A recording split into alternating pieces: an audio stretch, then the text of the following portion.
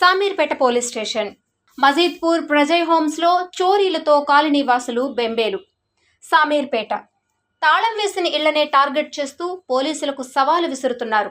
3 రోజుల క్రితం ఇదే కాలనీలో అనిల్ కుమార్ యాదవ్ అనే యజమాని ఇంటికి తాళం వేసి ఫంక్షన్కు వెళ్లి తిరిగి 10 గంటలకు వచ్చేసరికి గుర్తు తెలియని దొంగలు 13.5 తులాల బంగారం, 68,000 రూపాయల నగదును చోరీ చేసిన సంఘటన కాలనీలో చోటు చేసుకోవడంతో కాలనీ వాసులు బెంబేలెత్తుతున్నారు. తాజాగా శ్రీనివాస్, షఫీ అనే మరో 2 ఇండ్లలో 30 తులాల బంగారు నగదు చోరీ జరిగిన సంఘటన సామీర్పేట పోలీస్ స్టేషన్ పరిధిలో చోటు చేసుకుంది. గ్రామ పంచాయతీ పరిధిలో 37 సీసీ కెమెరాలు ఏర్పాటు చేసినా ప్రస్తుతం వాటిలో కేవలం ఒక్కటంటే ఒక్కటి పనిచేస్తుందని, ఇదే దొంగలకు అనుకూలంగా మారడంతో యథేచ్ఛగా చోరీలు చేసుకుని వెళుతున్నారు. తాళం వేసిన ఇండ్లను రోజంతా రిక్కి నిర్వహించి చోరీలకు పాల్పడుతున్నారని కాలనీ వాసులు భయాందోళన వ్యక్తం చేస్తున్నారు.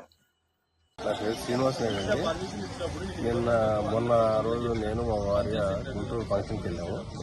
మా పాప, మా మనవరాలు, మనవడు చిన్న పిల్లలు వాళ్ళ ఇంట్లో ఉన్నారు. అయితే మా ఒక్కటే ఉండటం భయపడతాని చెప్పేసి మా కొడుకు పక్కనే ఉంటే మా కొడుకు ఇంట్లో పక్కన వచ్చాము. మా పాప నిన్న ఈరోజు రాత్రి కూడా పడుకున్నారు అక్కడే.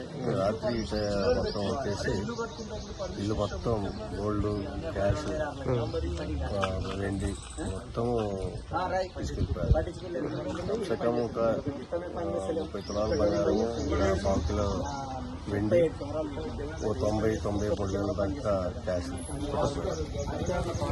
మేము ఎప్పుడే వచ్చాం. ఇప్పుడు ఎస్ఐ గారు కూడా చెప్పండి. ఇది మా మజీద్పూర్ గ్రామం. ఈ కాలనీలో మొన్ననే దొంగతనం జరిగింది.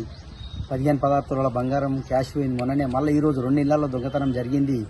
మరి ఇక్కడ లైట్లు లేవు. మరి సీసీ కెమెరాలు మా గ్రామానికి దాతల సాయంతో 37 కెమెరాలు సీసీ కెమెరాలు మేము అమర్చాము. అవి మెయింటెనెన్స్ కూడా చేయడం లేదు అధికారుల పాలనలో.